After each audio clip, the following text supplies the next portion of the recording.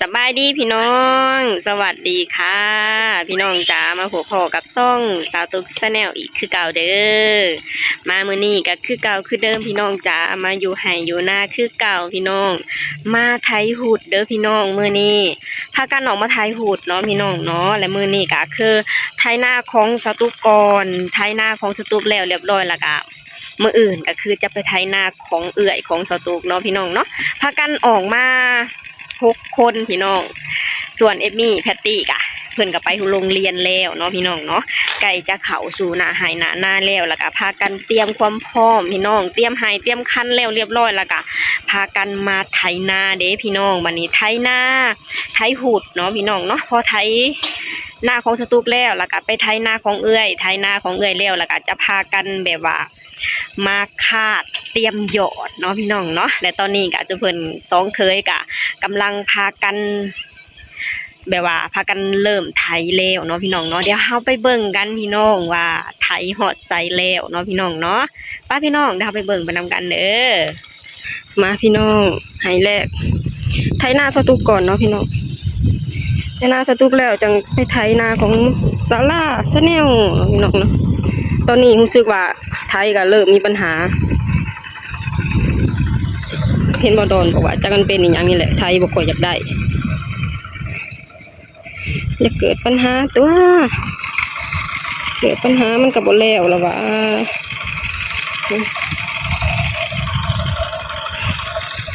ค่อยไถค่อยปรับไปพี่น้องเอ้ยไถมือแรกก็จะเป็นประมาณนี้ล่ะขออย่าให้มันเป็นหนักยันหน้าบ่แล้วเพราะว่าความตั้งใจยังให้ไถมื้อนี้ยังให้มันแล้วนะพี่น้องมื้อจะได้ไปต่อนาของเอื้อยของสตูกเนาะเนี่ยมันไถบ่อยากลง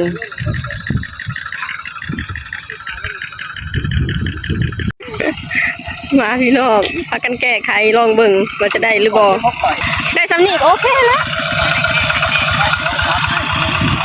คือบ่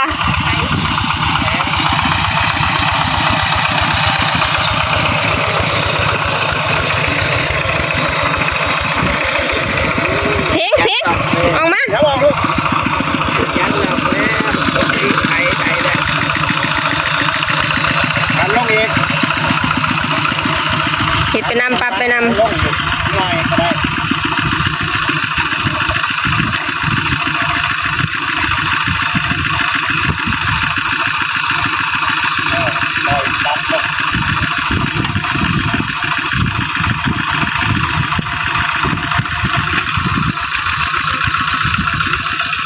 รถไถไทยเราถึงหน้าตาจะไม่สวยแต่ว่าเป็นของไทยเด้อพี่น้องของไทยมั่นใจทนทานเนาะพี่น้องใส่มากกับประมาณ10 กว่าปีแล้วยังใส่ได้แบบสบายๆเลยเนาะพี่น้องเนาะคนไทยเฮากะไทยไปนำแปลงไปนำพี่น้องเลยคอยแปลงคอยปรับกันไปบอนได้ที่มันสูงกับเอาขึ้นบอนได้ที่มันต่ำเกินมัน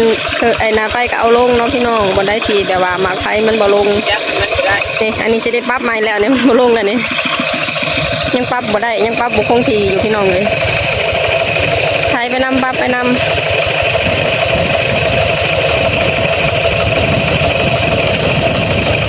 พี่น้องเป็นยังได้เมื่อยบ่เมื่อยเปลี่ยนกันไถพี่น้อง2เคยฮะดินมันแน่นดินมันแน่นเพื่อใช้งานหน้ายามหน้าฝนมันตกเนาะอันนี้ฝนตกหยุดตกไปหลายมื้อเลยพี่น้องเลยมันก็เลยดินแน่นนี่แหละพี่น้องการเห็นหน้าของ2เคยเพิ่นกับน้องพี่น้องเนาะเปลี่ยนกันไถพี่น้องทั้งน้องเคยเมื่อยทั้งลุงกับมาเปลี่ยนทั้งลุงเมื่อยน้องเคยกับมาเปลี่ยนเนาะพี่น้องเนาะก็จะเว้นประมาณนี้พี่น้องคือแบบว่าการเห็นไถเห็นหน้ากับพี่น้องถึงน้ำมันจะแพงแต่เฮาก็ต้องเฮ็ดเนาะพี่น้องเนาะเฮาซื้อน้ำมันแพงเฮาก็ไม่เฮ็ดแค่บ่กี่มื้อก็แล้วดีกว่าที่แบบว่าเฮาไปซื้อข้าวจากที่น้ำมันหนาแพงอยู่แล้วถ้าหากว่าเฮาหยุดการเห็นไถเห็นหน้าแล้วเฮาไปซื้อข้าวกินนี่ราคาก็จะแพงขึ้นไปใหญ่เนาะพี่น้องเนาะนี่อันนี้ก็คือการเห็นไถเห็นหน้าของครอบครัวของสตูกเด้อพี่น้องแล้วอยู่ที่ประเทศลาวส่วนหลายก็คือแบบว่ายังใช้ชีวิตแบบนี้อยู่ยังแบบว่าเห็นไถเห็นหน้าแบบนี้อยู่เนาะพี่น้องคือแบบว่าให้หน้าน้อยๆแล้วก็มีรถ ที่แบบว่าเดินตามแบบนี้เนาะพี่น้องเนาะคือแบบว่าอยู่ที่ประเทศลาวก็มีบ้างแหละพี่น้องที่แบบว่าเขาเจ้าไถเป็นไหใหญ่หมดแล้วก็เอารถฟอร์ดหรือรถอีหยังนะคาดแล้วก็เขาเจ้าแบบว่าใส่เครื่องหยอดนะพี่น้องคือแบบว่ามีบ้างแต่ก็บ่หลายเนาะแต่ก็ส่วนมากก็จะมีแบบนี้แหละพี่น้องเป็นรถไถเดินตามแล้วก็มาคาดเองแล้วก็มาหยอดแบบนี้เนาะพี่น้องเนาะแล้วอยู่ที่ประเทศไทยเด้พี่น้องอยู่ที่ประเทศไทยน่ะยังมีคืออยู่ที่ประเทศลาวอยู่บ่พี่น้องที่แบบว่าใส่รถไถเดินตามแบบนี้เนาะพี่น้องเนาะถ้าหากว่ามีก็พ่อแม่ FC ก็ช่วยเม้นมาบอกสาวตุกเนี่ยเด้อเพราะสาวตุกเองก็อยากรู้เนาะพี่น้องว่าอยู่ที่ประเทศลาวในสมัยว่าอยู่ที่ประเทศไทยในสมัยนี้นะยังมีอยู่บ่ที่เขาเจ้านะใส่รถไถเดินตามแบบนี้เนาะพี่น้องเนาะสวยเม่นมาบอกสตุกหน่อยเด้อนี่ตอนนี้ก็ทางลุงเพิ่นก็กำลังไถเนาะพี่น้องเนาะพอไถนาของสตุกแล้วก็จะไปไถนาเอื่อยต่อเลยเนาะพี่น้องแต่ว่ามื้อนี้นี่มาเบิ่งกันไปพี่น้องว่าจะแล้วหรือบ่นาของสตุกเนาะพี่น้องเพราะว่าพากันเริ่มเฮ็ดนี่ก็สวยเติบแล้วเนาะพี่น้องประมาณน่าจะประมาณ9 โมงเนาะเพราะว่าแต่ว่าไถก็มีปัญหานะพี่น้องเพิ่งจะซ่อมแล้วเนาะพี่น้องเนาะเอาก็ค่อยเบิ่งกันไปพี่น้องว่าจะแล้วตอนใดเนาะก็ขอให้แล้วภายในมื้อนี้เนาะบ่ดอนแล้วอยู่บ่ แล้วคือบ่แล้วโลดคือใส่คำว่าแล้ว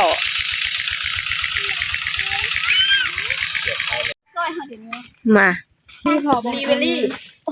ฮะพอบอกให้เอามา เอียงเอาอย่าง อยากกินมาอยากกิน นี่พี่น้องจ๋า อยากกิน ไถหน้าไม่เมื่อยกินน้ำปั่นเย็นๆมีแห้งพี่น้องนี่น้ำปั่นเย็นๆไปให้พ่อกินไปลูกไปให้พ่อกินไป ไม่ให้ คนหน่อยก็อยากพี่น้องจ๋าเอาของหวานมาเสิร์ฟให้คุณพ่อเอาคุณพ่ออะ อะไรลูกได้อะไรลูก นี่ของมีแหงดีกว่ากินเบียร์อยู่ดอกค่ะ ไม่ดีเลย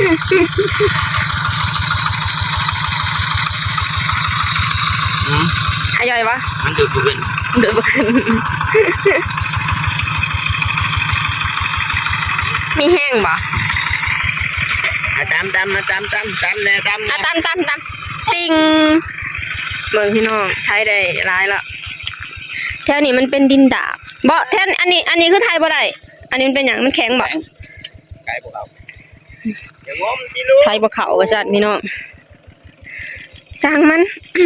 ไทยได้ซ้ำที่ได้ล่ะพี่น้องเอ้ยดีกว่าปลาปีที่แล้วปลาหลายๆปลาหลายหายเติบนี่อันนี้ก็ได้หลายแล้ว อันนี้ที่ไทยนี่คืออันบอนที่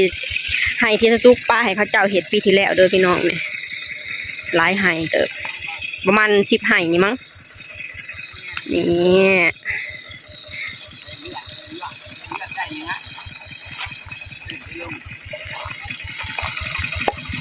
เปลี่ยนมือเปลี่ยนกันไปเปลี่ยนกันมาพี่น้องจะได้บุมไง ย่างหน่อย มาพี่น้อง เป็น พักเที่ยงกินข้าวแม่ครัวเฮาทั้งน่ะตำบักหุ่ง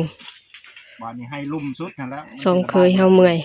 การถ่าย เหงาไปพี่น้องเอ้ย ถ่ายเขาไม่บริขาดตัวนั้น สตุกกับมาปิ้งแหนม ถ่าย นี่เรากินปิ้งแหนมกันจ้าอยู่ไห้อยู่หน้าพี่น้องเอ้ย ลงเป้งแล้วให้ลุ่ม กินแบบง่าย ไปยังเลย ๆกินอีหยังกระแสะไปหมดกินอยู่ไห้อยู่หน้า ใช้น้ำ น้องเสร็จเรียบร้อยแล้วนี่ปิ้งแหนมเด้อพี่น้องเอ้ยปิ้งแหนมปิ้งตับ ตูดไก่คนหน่อยอย่าปิ้งแต่อาหารหลายคนหน่อย นี่กองแซ่บ คนบดอนนี่โซกล้ามอีกละ ไปเอาอันหมูนะบ่ โซตะกล้ามเลยบดอนบอนกินข้าวเฮากะหอมๆเนาะ ธรรมชาติ100%พี่น้องจ๋านี่ ผักคะผักกับเฮาก็มีผักคะของแซ่บเลยผักคะอันนี้ก็ตำบักหุ่งอ่ะความ มาแต่ไรกับปู มาพี่น้องกินข้าวนำกัน พี่น้องเอ้ย มาพี่น้องตอนนี้เป็นเวลาประมาณ3 โมงกว่าๆแล้วอ๋อแดดแม่งๆไถ ไถจนบริยุทธ์บริยองบริยอนพี่น้องเอ้ยสองเคยเอากะขึ้นกินข้าวบ่ายพอกินข้าวเรียบร้อยผักก็10 นาทีสามลงมาจัดการต่อเลยลงมาไถต่อเลยย่านมันบ่แล้วพี่น้องเอ้ย พลัง เบิดพลังได้จังไห้แล้วมื้อนี้ได้จังไห้แล้วได้หลายไห้เติบ2 4 6 8 10โอ้ยได้10กว่าไห้แล้วพี่น้องเอ้ย แบบเช้าแล้วให้เนาะ ได้10กว่าไห้แล้วอีกอย่างทั้งนั้นมันเป็นไห้น้อยเนาะสู้ๆกันต่อไปพี่น้องสองเขยเปลี่ยนกันไปเปลี่ยนกันมาไทยได้คนละ2ไห้แล้วก็เปลี่ยนกันพี่น้องเพิ่นเมื่อยมันแดดทั้งร้อนซอยกันไปนี่ตอนนี้กะลุงเพิ่นกะกำลังไถอยู่ทางน้องเคยกะไปขุดตอออกไปไห้นาเนาะพี่น้องเนาะส่วนคนน้อยกะพากันออกมาแลนลินเพราะว่าตอนนี้ก็เป็นเวลาประมาณ4 โมงเกือบจะ5 โมงแล้วเนาะพี่น้องแดดก็เริ่มอ่อนลงเนาะพี่น้องเนาะทางนั้นขุดไห้นายังเหลืออีกประมาณ1 2 3 4 5 6 7 8 9 10 11 12 13 14 15 16 17 18อีก18ไห้พี่น้องจ๋าสู้ๆกันไป2เขยทางน้องเคยผักใส่น้ำก่อนพี่น้อง ปั่นไก่วะ ผักใส่น้ำ บ่ไหว ยามจับงูซึกไปได้กิน บ่ไหว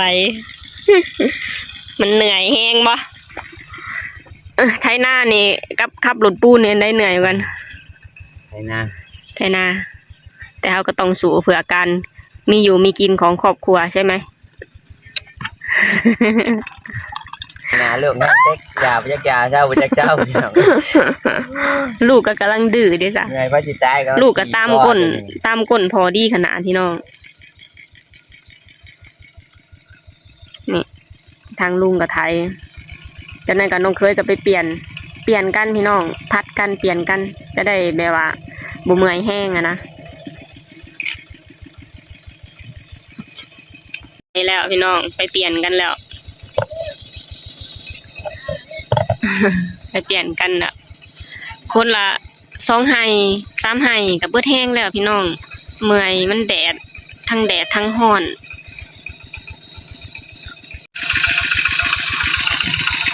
เหย้าไปพี่น้อง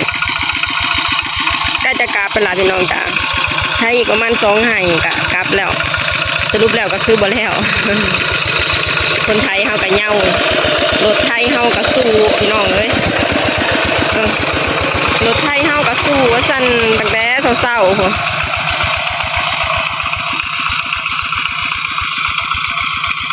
โอเคพี่น้องตอนนี้ก็เป็นเวลาประมาณ6 โมงกว่าๆแล้วเนาะพี่น้องเนาะมื้อนี้ก็คือไฮนี่ไฮสุดท้ายแล้วก็จะพากันกลับแล้วเนาะพี่น้อง ยังสู้ๆอยู่บ่ ไฮสุดท้ายก็จะพากันกลับแล้วเนาะพี่น้องเนาะสรุปแล้วคือมื้อนี้บ่แล้วพี่น้องจ้ายังอีกประมาณ10 กว่าไฮประมาณ12 ไฮเนาะพี่น้องเนาะมื้อเช้ามาไถต่อแต่เช้าๆเนาะพี่น้องเนาะมื้อนี้เจ้าตุ๊กเองก็พาพ่อแม่พี่น้องมาชมภาพบรรยากาศการไถหุดอยู่ที่นาของสาวตุ๊กเนาะพี่น้องเนาะบรรยากาศก็ดีพี่น้องจ๋าโอเคพี่น้องสำหรับคลิปนี้สาวตุ๊กเองก็จะขอจบลงเท่านี้ก่อนเด้อฝากให้พี่น้องช่วยกดไลค์กดแชร์กดติดตามให้ช่องสาวตุ๊ก Channel หน่อยเด้อสบายดีสวัสดีค่ะภาพรวมบรรยากาศค่ะพอคำมาแล้วอากาศดีพี่น้องเลยบ๊ายบาย